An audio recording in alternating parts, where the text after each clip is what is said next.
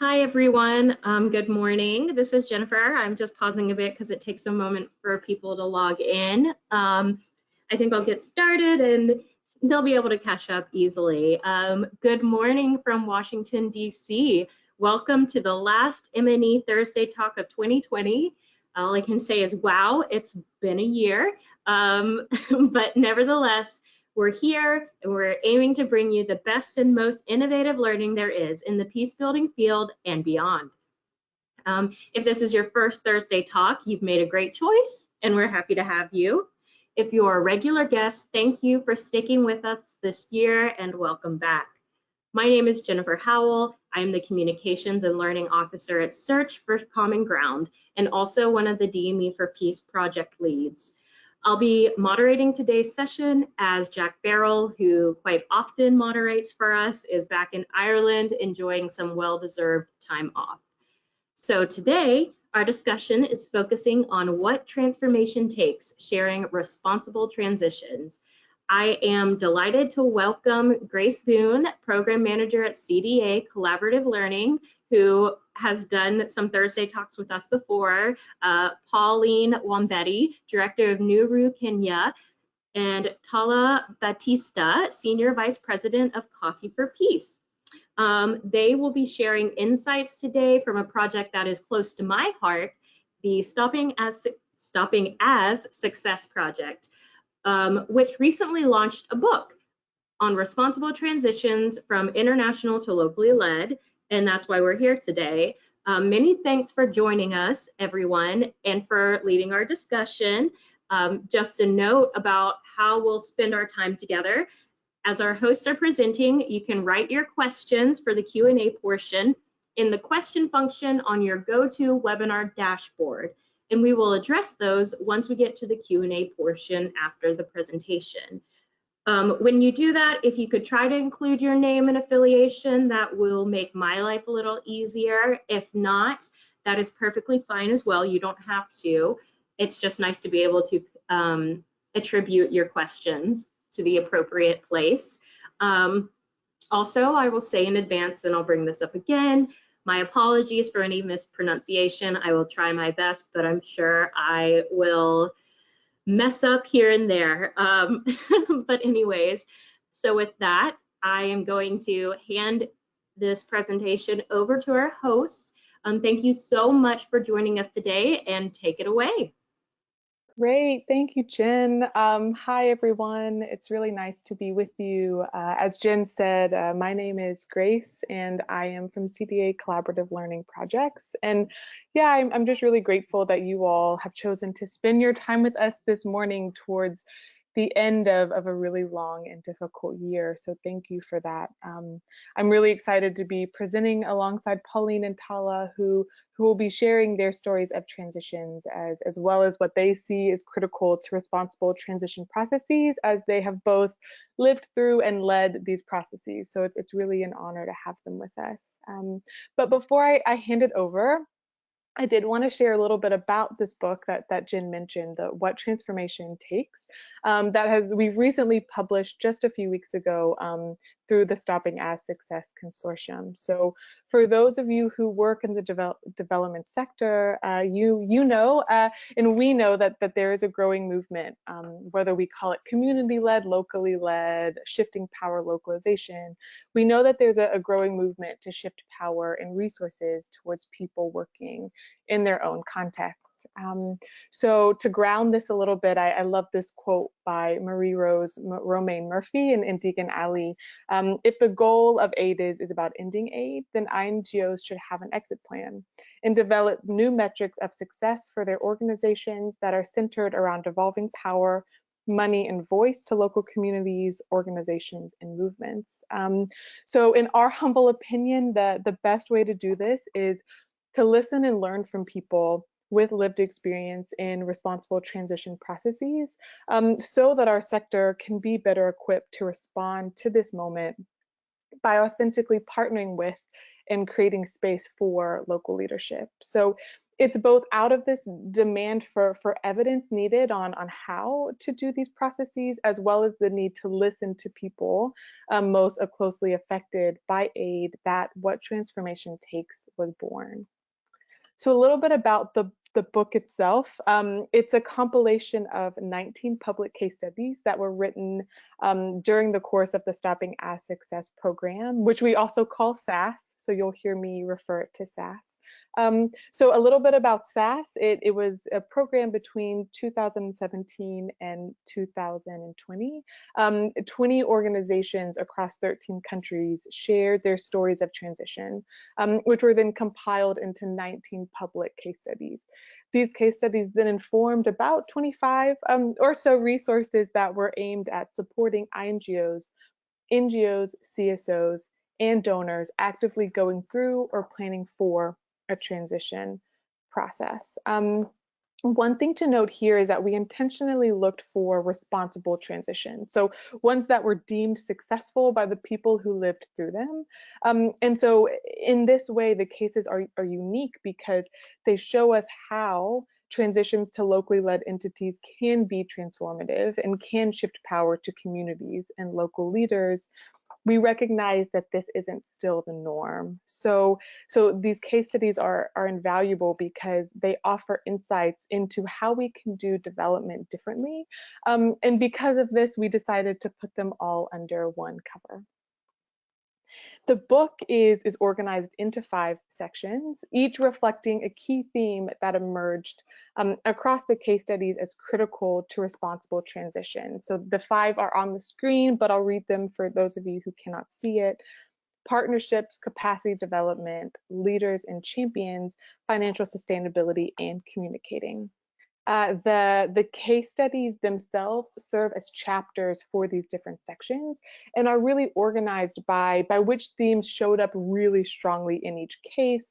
But it's important to know that a lot of the cases hit on a lot of these sections. Each section has a short introduction about the high lessons learned around each theme, tools and resources that were developed as a result of this theme, and so give more information before the case studies serve as the chapters. It's important to say here that power and legitimacy is not its own section. Because it's such a cross-cutting theme, it would be impossible to disentangle issues related to power and legitimacy in this way, because it showed up in every case study, every conversation, every consultation held by the consortium. So we chose to weave it throughout the book.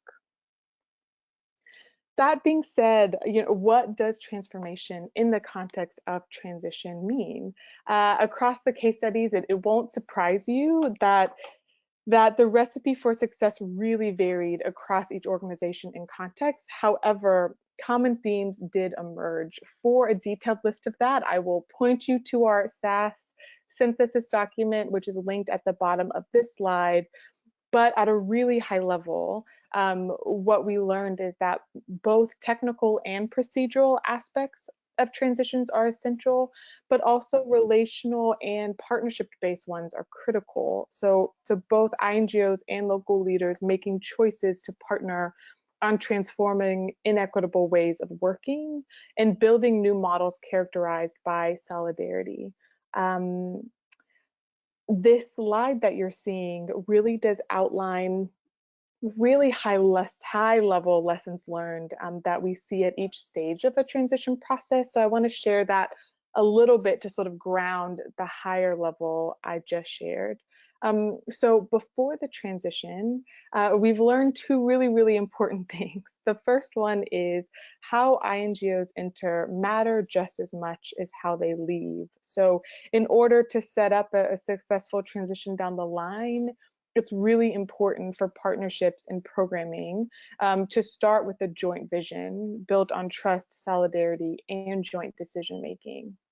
But it's also really important to have a transition planned before you start, which I know Pauline and Tala are going to share more about. But just quickly, as an INGO plans to enter a context, a program, it's really important for there to be an end in sight, and plans to transition over to local leadership before it even begins. This really allows the process to be more locally driven and owned. During the transition, there's two really critical things here. The first one is addressing existing power imbalances. At every step of the process, transferring responsibility, ownership, resources, and power to local partners is essential. But also not to be afraid to fail. I think time and time again, we see that transitions are messy, they're complicated, they're ever-evolving processes. And it's really key to ensure that there's room to experiment, to try different approaches to see what's the most responsive and adaptive to the local context. And lastly, after the transition, this is one of the most critical aspects to not only local partner sustainability, but also to INGO learning in their ability to successfully transition in the future, is that post-transition partnerships are possible. Relationships don't have to end when a formal partnership ends. There is space for relationships to evolve into new forms during and after the transition, that are centered around collaboration and solidarity. So this is a lot. I'm excited that Pauline and Tala, having led these processes, are gonna ground all of this a little bit in their experience. So Pauline, I'll hand it over to you. Thanks so much.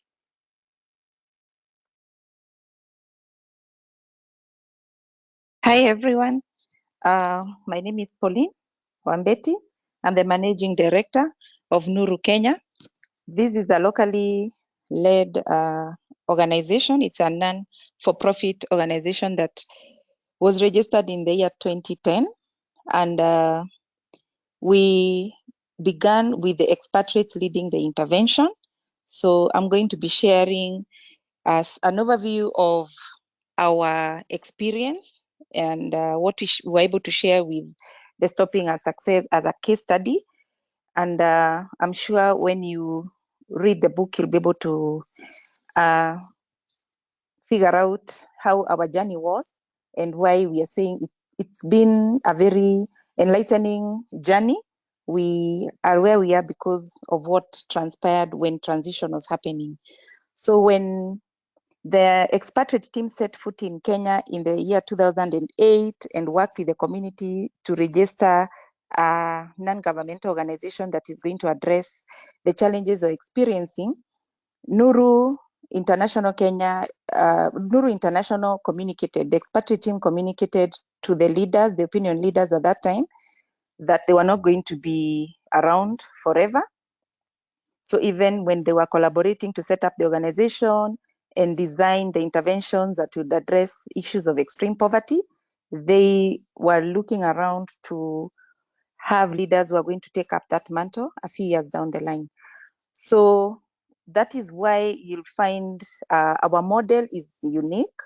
And right from the beginning, there was the need to ensure the community understood that the intention of the expatriate team was to have a sustainable, scalable, grassroots model, and that they would look to work with leaders, partner with local capable leaders in designing solutions, integrating whatever was manageable, and that was comprehensive enough to address the challenges the community is facing in a sustainable way.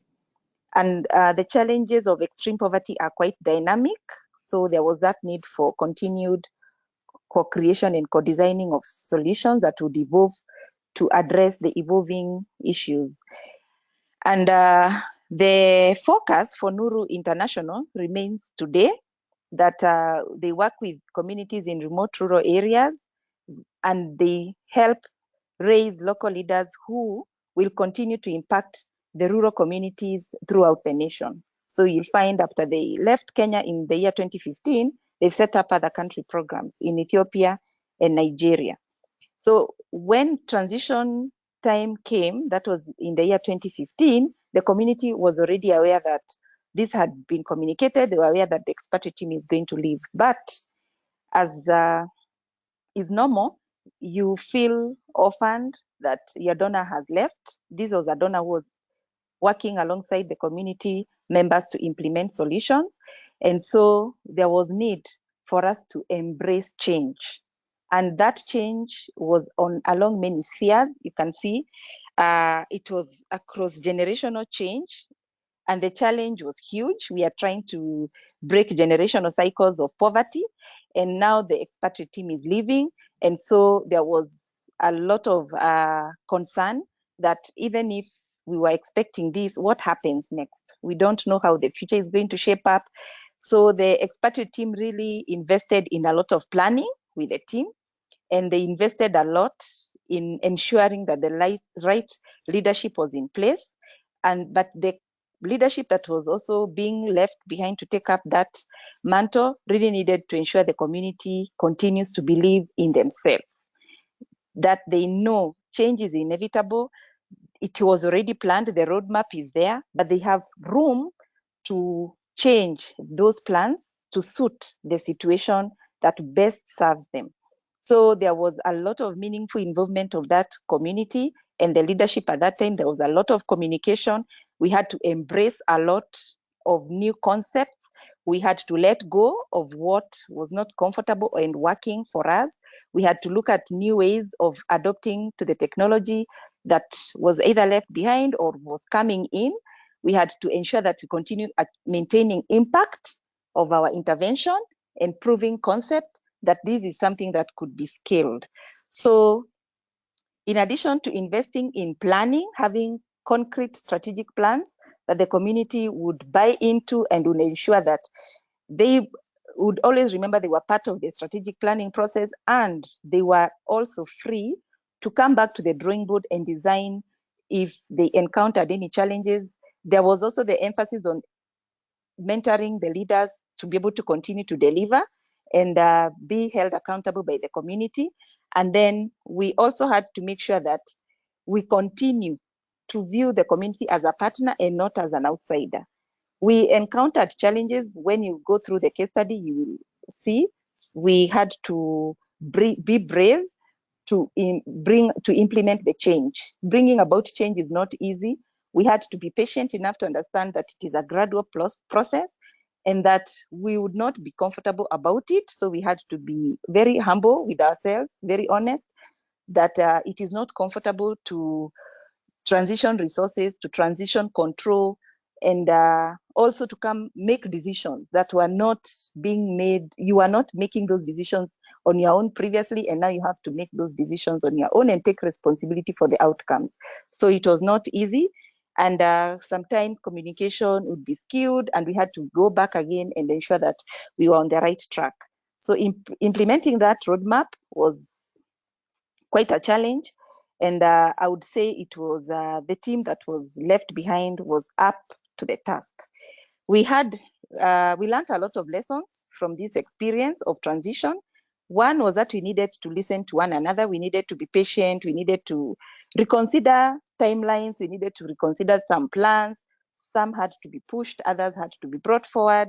We had to keep on communicating very clearly and succinctly with each other. We needed to provide ourselves room to fail and learn from that failure so that we could ensure that we don't continue to replicate mistakes. So failing fast, learning fast is one of our strong values in Nuru. We also have the principles that grounded us. The servant leadership is one of them, which ensured that we always remain focused because we have the vision that we are working to ensure the community succeeds. And we believe also that transition means this has to be locally led. It was expatriate led, but now it has to transition to us. We have to be ready to allow to be held responsible and accountable by the community as much as we are telling them to also participate in this and invest whatever they have in these solutions, because these solutions are addressing the challenges they are facing. So learning how to let go and also take up responsibilities from the expatriate team was not easy. We initially were afraid to make mistakes, but along the way we realized they were not mistakes. They were lessons we were learning, and there were experiences that were valuable to document so that we could continue learning from them and relying on them as we scaled our intervention. So I would say today, the outcomes of the transition have been good. We are where we are because we allowed ourselves to be bold about taking up the responsibility and accountability, taking up the leadership role from Nuru International, and shaping our own identity. So we were reaching farmers in informal groups. Now the farmers we work with, the communities we work with, are in organizations, they're in cooperatives, so they have a stake in the vehicles of development that they are participating in. We were left in one sub-county in Migori County. We are now working in 2 counties and several sub-counties in those counties. We have 14 farmer-led cooperatives. We have structures that have been put in place that are continuing to sustain the intervention. And these structures, right from the board of directors, they are all local. We now have Nuru International being part of our board recently to continue to provide that mentorship. Like Grace alluded earlier, the relationship continues to evolve even after transition. So Nuru International has continued to be our mentor, but we have had to really step up and do things in our local context and be a formidable force to ensure that we continue to advance the vision that they left behind, invest and regenerate the resources that they left with us. So we have a milk processing plant. We are able to provide markets for the produce. Our farmers engage in crop and animal husbandry, especially dairy. They are now diversifying their livelihoods. They are building their resilience through ensuring that they are able to access markets competently and negotiate for that space. They are able to aggregate their produce and negotiate for good prices. They are translating their surplus yield into income. The surplus milk they deliver is processed into yogurt, you can see. And we have a feed mill that is soon going to start processing animal feeds so that the farmers can access quality products at an affordable cost. We recently registered an institute, a technical and vocational education training institute that is going to house the training modules that we have been delivering the intervention through, so that the farmers and the community members from all over the country can continue to access competent training from that institution. This institute is going to serve not just the community, but also the learners from other areas in Kenya. So I would say we believe in not leaving anyone behind. We believe that as Nuru, being a local organization, we need to ensure that we replicate our intervention and scale it to other areas. We need to ensure that we are a role model to the communities that we serve.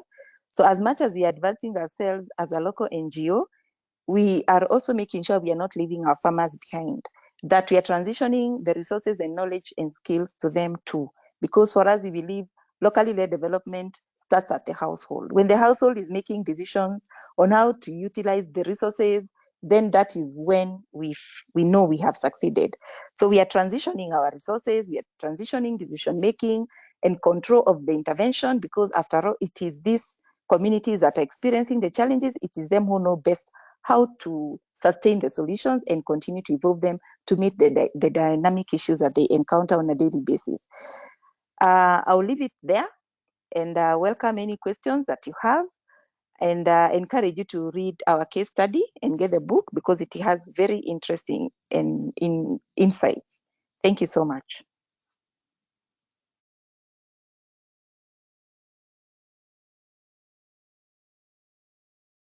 All right, Tala, whenever you're ready, feel free. Mamfaroy or Kauta Ulosan. So this is our indigenous language for good day to all of us. And this is also to honor the indigenous peoples who once traded and hunted on the Shenandoah Valley, where I am on right now. The Algonquin, mostly Haudenosaunee, Siouan, and the Muskogean, mostly Cherokee. So my name is Tala from the Sumatra people of Kalinga, Philippines. And one of the things I do is being the Senior Vice President of Coffee for Peace. As part of my sharing, may I invite everyone to a breathing exercise? We breathe through our nose, filling our lungs with life-giving air, and exhaling slowly through our mouth. Let us do it together 2 more times. Breathe in deeply, breathe out slowly. One more. Breathe in, Breathe out. Thank you so much for joining me calm my nerves. I learned from a mentor how breathing exercise helps calm down the nervous system so that my brain won't have to be in a constant fight, flight, or freeze mode. And I think that connects to the issue of transition. Sometimes, or maybe many times, transition brings fight, flight, or freeze reactions. It is from these modes that we think of solutions. In times like that, when everything screams of hurry up or do it now, it is when I most need to slow down, breathe. Because transitions should be out of abundance and not out of lack. I am an indigenous person from a so-called third world country. Historically, our people are generally described as who we are not or what we don't have. We are ignorant, we are backward, we don't have clean drinking water, we don't have toilets, and so on. Our way of living is measured by the way of living in the countries of the West, and so we are found lacking. The thought of transition sometimes mirrors that. Our funds are running low, therefore we should transition. The local people don't have the capacity to transition, therefore we should show them first. And this is one of the early lessons that the communities we work with taught us. I work with Peace Builders Community, which is a nonprofit organization in the Philippines funded by Mennonite Church Canada. It initially worked with the communities in conflict in the southern part of our country. So PBCI planned right at the beginning to be sustainable economically, and so it actively looked for income generating projects. PBCI saw that people needed economic assistance. Its first try was a goat project. It paired 10 families from Canada and 10 families in the war zone. So the Canadian families supplied 5 goats each to the Philippine families, and it is planned that when the goats give birth, the families will share a baby goat to another family in their neighborhood. It failed, at least in terms of economic sustainability. The goats were eaten. In retrospect, the PBCI founder Lacan said that it failed because the project was imposed from the top by an outsider.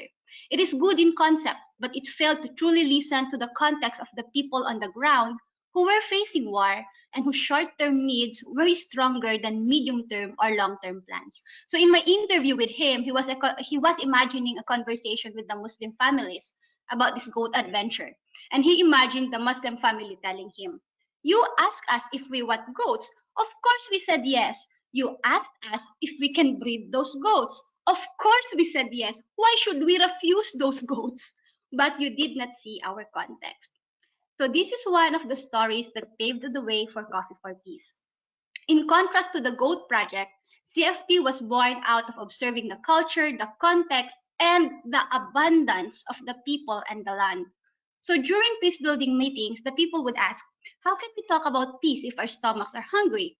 The CEO now of CFP, or Coffee for Peace, Joji, noticed that in all meetings, whether by Christians, Muslims, and indigenous peoples, coffee would be served.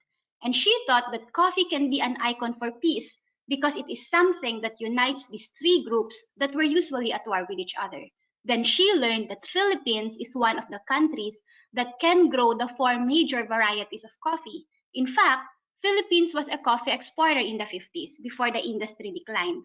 The land supports coffee. The people come to dialogue through coffee. There seems to be an abundance in coffee. Let's start with coffee. So peace houses were built, and these houses provided physical space for groups in conflict to have a dialogue.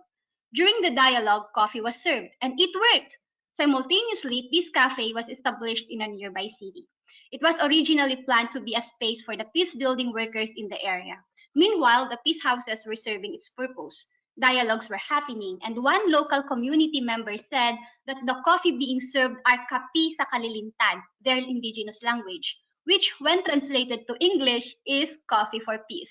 The concept and the name were local. CFP was registered in the Securities and Exchange Commission, or SEC, and became a full-fledged business. But in this business, we say that peace is our product, coffee is just a tool. This brings us to the second point. Transition takes time. Again, the reminder to slow down. I mentioned that even before any formal program started, PBCI integrated in its plan to become holistically sustainable. Mennonite Church Canada has been very supportive. So when CFP was starting, our Mennonite partners were very flexible on the use of funds they entrusted to our organization for our peace building work. In contrast to a certain view of what peace building is, our Mennonite partners, individual and institutional, supported CFP financially because they saw it as a peace building vehicle. So these photos show a progression of CFP's roasting process, which I feel symbolizes our transition process too. CFP first roasted by hand in small batches. Later, we got a gas roaster. And then just a month ago, CFP finally was able to finish an FDA, or Food and Drug Administration, so an FDA approved roasting facility with a roaster that meets FDA requirement. The time it took, 12 years. In CFP's early years, the question of supply came to be, where can CFP buy coffee? So that question opened the opportunity to develop the trainings on coffee production intertwined with the peace and reconciliation trainings. So coffee roasting with emphasis on specialty coffee was also developed. Now we are continuously developing coffee processing centers, and plans are in place for indigenous ecotourism learning centers in partnership and led by indigenous peoples. As of this year, before COVID, CFP is handling 75% of PBCI's budget. So now that CFP has a stable structure, it helps balance the power relations in the funding structure, and it gives a sense of continuity to our peace building work instead of being grant focused.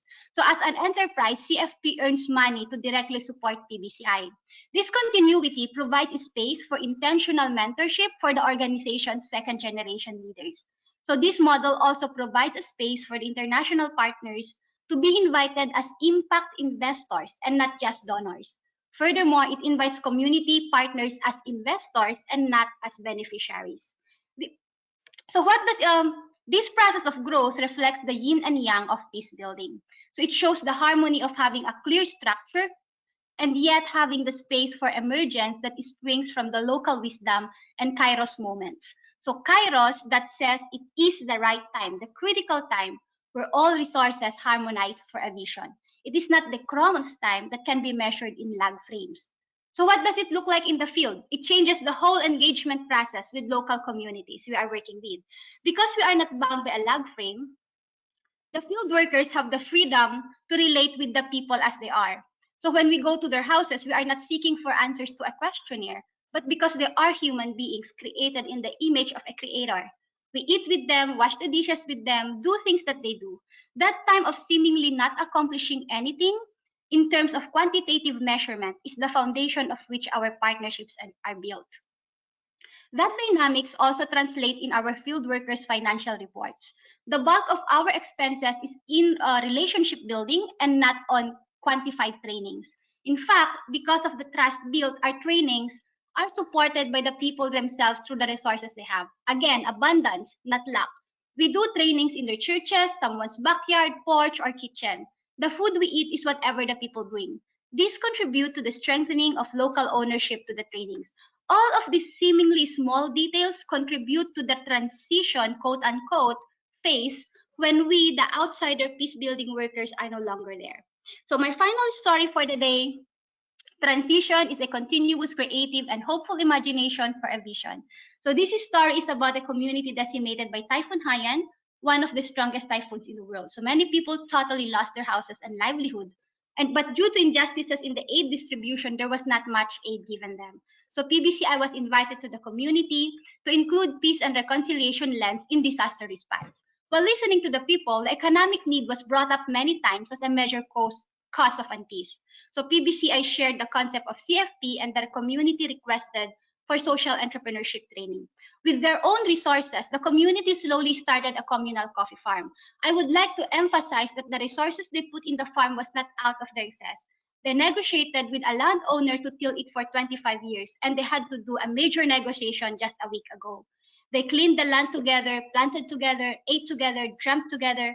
An evaluation was done in the second year, and a mother said, "When Typhoon Haiyan took away all of our resources, I lost all my hope. Now as I see our coffee grow, for the first time in a very long time, there is something to live for." This year, the community is finally registered as a business. They named their business Blessed Hope Coffee. It can be said that it is now a competitor of Coffee for Peace. Like all the other communities who have started their own business. We rejoice in it. That is one of the ways the transition looks like for us. A community that turns an abstract word peace into a concrete representation that a mother can identify in her reality. A community that dreams and turns their dreams into life. And a community where we don't have to be there and still have that deep abiding relationship. Thank you so much for listening, and I am turning it back to Grace. Thank you so much, both to you, Pauline and Tala. Just to conclude, I just want to thank them both again. Thank you all for listening. I hope that this is just a small taste of the richness of what transformation takes, and the richness that transitions that can be transformative offer us as a sector. But we know that we have a long way to go, right? While calls for locally led development grow louder, there are still critical imbalances between INGOs, local partners, and at times between local organizations themselves. So we know this is a stepping stone. There is much more work to do, and we need all of us to do it together. So I hope that you'll stay in touch. The book links are throughout the slide. I believe Jen has been sending them as well.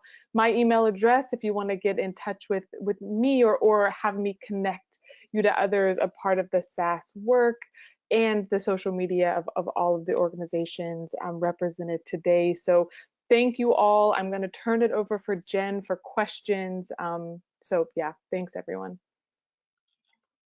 Hi, everyone. Thank you so much. Thank you, Grace. Thank you, Tala. Thank you, Pauline. That was wonderful. I'm sure if you're aware of our normal format, you'll know that we're usually 45 minutes, but today we've gone a bit over with the presentations, which is wonderful, honestly, because, I mean, I think it's safe to say that there's nothing quite like firsthand accounts of implementing the things that we talk about in these webinars. So I'm very grateful for Pauline and Tala for sharing their experiences.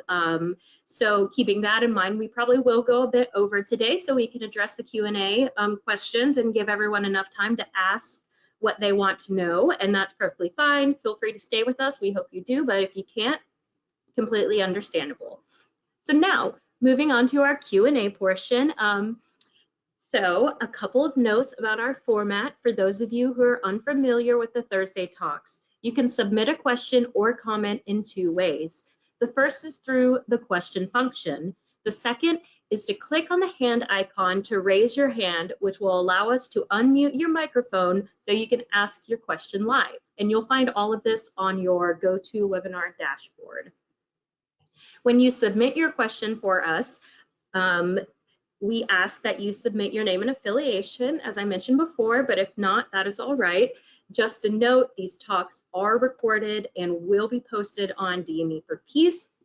So those who are not able to join us at this time can go back and listen, and you can as well. And also, I want to mention that I have been sharing a lot of links during this talk in the chat box that hopefully you have seen on your dashboard.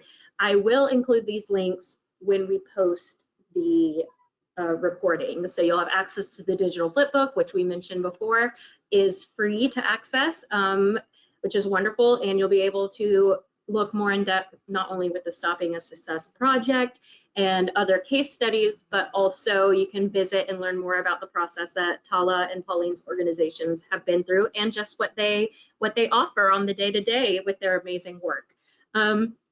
So while everyone is sending in their own comments and questions, which I would ask for you to please do so now, we already have a few, but please feel free to send them in now. I am going to start with our first one that we got in. Sorry, 1 second, I have to pop it out. Okay, and apologies again for any mispronunciations. Nedayeli, sorry, I'm so sorry. Wilson, Nindeli Wilson, something, I'm so sorry. Thank you so much for sending in a question. Please correct me if you want to. But the question has to deal with, and this is a very important one, with the staff turnover during the transition period. The question really, I think, is overall just your experiences having to do with staff turnover. How do you deal with that and mitigate potentially the bad parts of that, but also keeping, and I'm elaborating, so hopefully this is what you want to know, but also keeping, I think, spirits high during this transition period when, you know, it can get a bit tough. If anyone would love to jump in, that would be great. Yeah, I guess I would answer. My name's Tala again. I will answer that in two ways. In our organization, internal organization, mentorship for the second generation leaders have started years ago, and so the staff turnover has been incorporated into that mentorship so that it will be easier for them as our founders and leaders will retire soon. Hopefully not so soon. And then with the communities that we are working with, we don't really experience staff turnover because right from the start they are already the ones leading it. And so as the outsider peace building field worker, I just sort of a listening board. So they are the ones who are already leading the organization right from the start.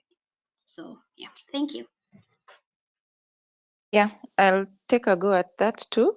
For Nuru Kenya, we had a very tough experience doing organizational restructuring, and this started from the top. And this is because we also had to set that tone at the top that the board was not shy about restructuring itself. They knew that they needed new skills and knowledge and expertise so that they could drive the vision forward after the expatriate team left.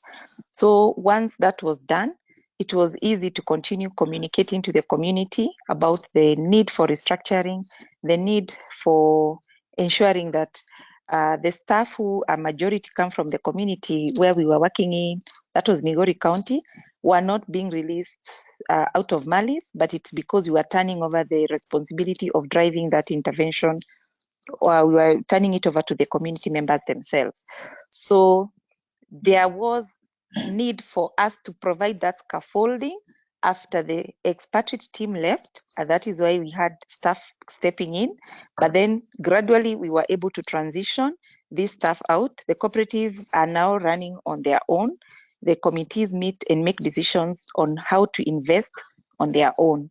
And that is why we also have an institute that is a leave behind structure, so that we don't have to take the training to them, but they can now come for that training when it is convenient, and for them when they feel they need a refresher or we have new information they can now invest in getting themselves trained.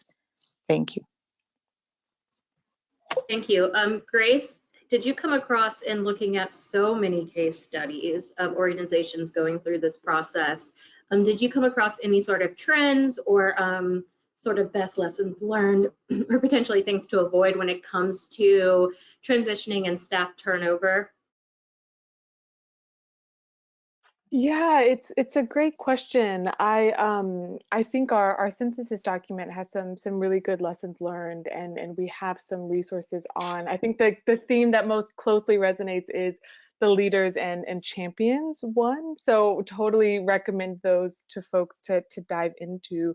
But I think would echo a lot of what Pauline and Tala have said around the importance, I think, of really just being very intentional about how relationships are transitioned, especially if there are people coming in and out. I think as much continuity as possible is ideal, but when that's no longer possible, making sure that there's just a lot of communication, a lot of knowledge management that's passed on to the people who remain. There's a quote that's really powerful around I think it was one of our India case studies says, like, it all falls apart if there isn't like strong communication.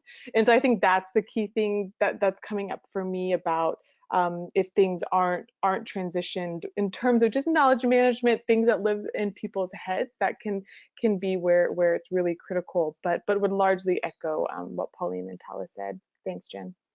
Wonderful, thank you. And thank you, and Danielle, for Wilson for that question. I have some comments coming in just saying thank you for sharing your experiences, everyone. So I wanted to make sure to pass those along. Everyone is grateful for that. I feel the need to bring this up because we have had a few talks before on stopping a success and responsible transition throughout this year. It's been one of our themes, I believe, in our Thursday talks. We've had you on before, and it's, I think, one of the things that I've noticed coming up multiple times, and I just feel like it's a big question on everyone's mind, has to do with, I think, timing.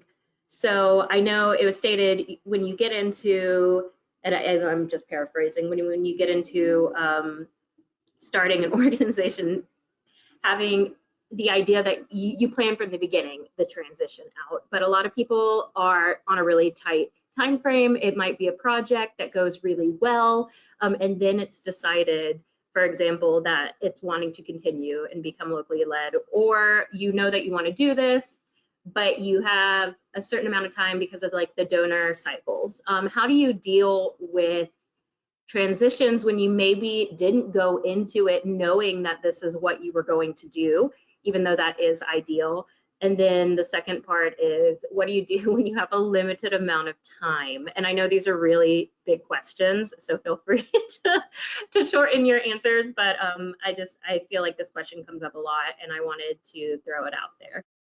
Yeah, maybe I can start, because I think the interesting thing about Tala and Pauline presenting is both of their stories really started with transitions being planned, but they're actually the only two that I think, the only two from the collection of SAS case studies where that was the case. Actually, the thing that we saw really across the board, except for these two examples where the transition was started because the headquarter level essentially made a decision around finances. I think that's the example that we're most familiar with as a sector. The headquarter level says, like, we have to transition. It's either a political or a financial decision. And so it's actually the case that a lot of these have not been planned.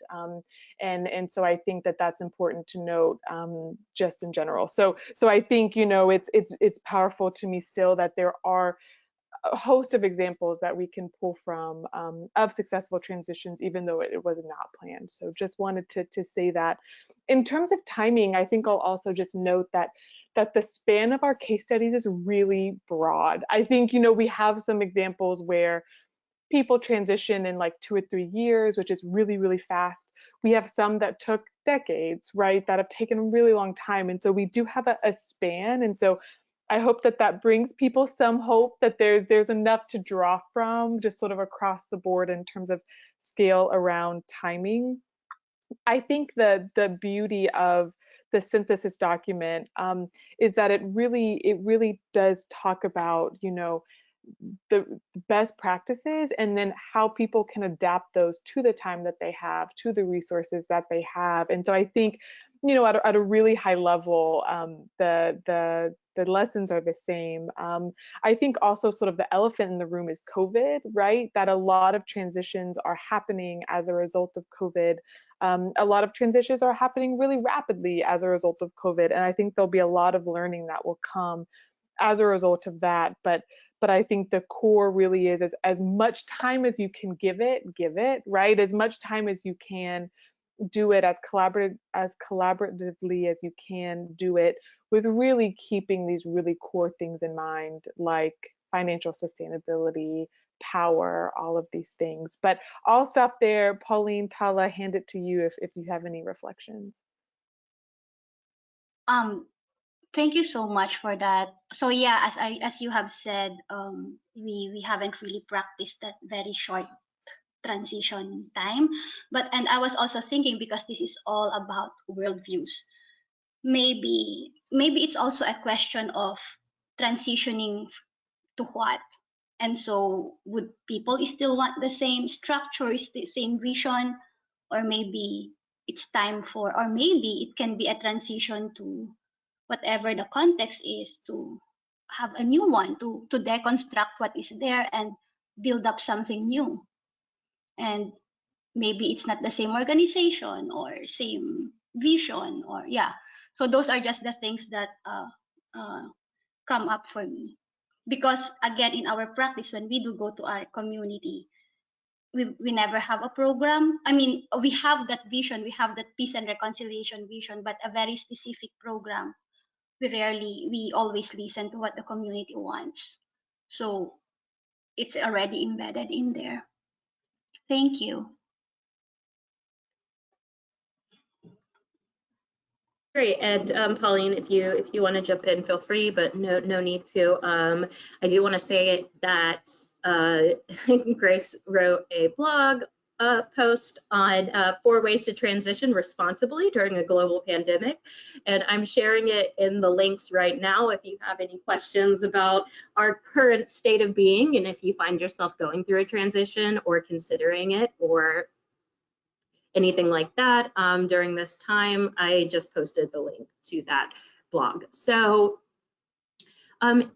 yeah, so at this point, I think we should probably move on. I appreciate everyone for sending in their questions, for the wonderful responses that we've got. I do have a few things on my end, a little, since this is the last Thursday talk, a little, what do they call it, house cleaning, I'm not sure. But so I would like to say in closing, a special thank you to our hosts and everyone who could join us today.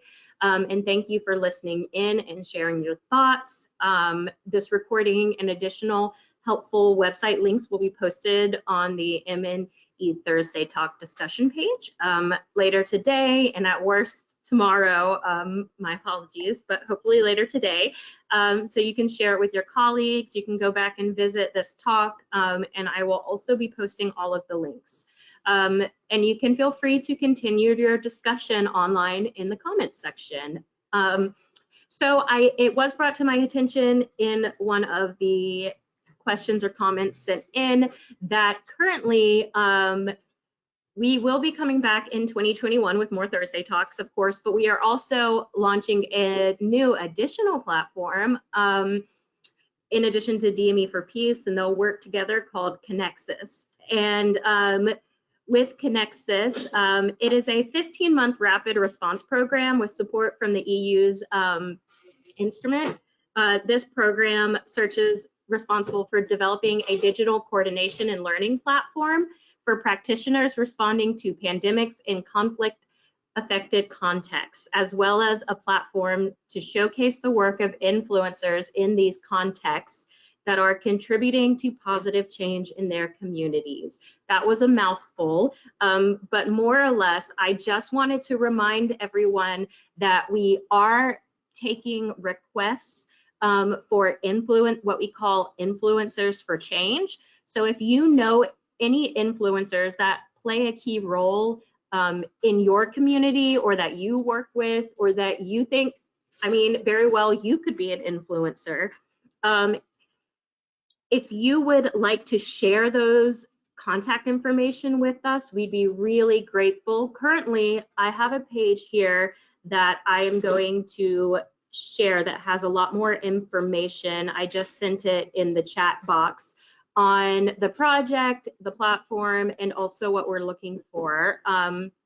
Unfortunately, the form to fill out right now is not working because the plugin is just, we're having difficulties, but there is an email address that you can use to contact my colleague, Emily Long, who is in charge of the project. So just feel free to email her directly if you know of an influencer, or if you are one, or if you have any questions. But all the information you need is on that link I just sent.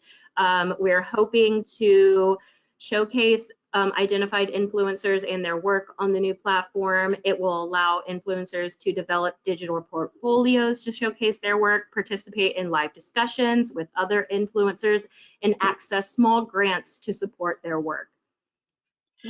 So again, that was a lot, so thank you for bearing with me, but this is a really important piece of work, and I wanted to get it out there before we go on our winter holiday break. And thank you, Grace, Pauline, and Tala for sitting with me through that. And I hope to hear from a lot of you. And if the three of you know people, please let us know.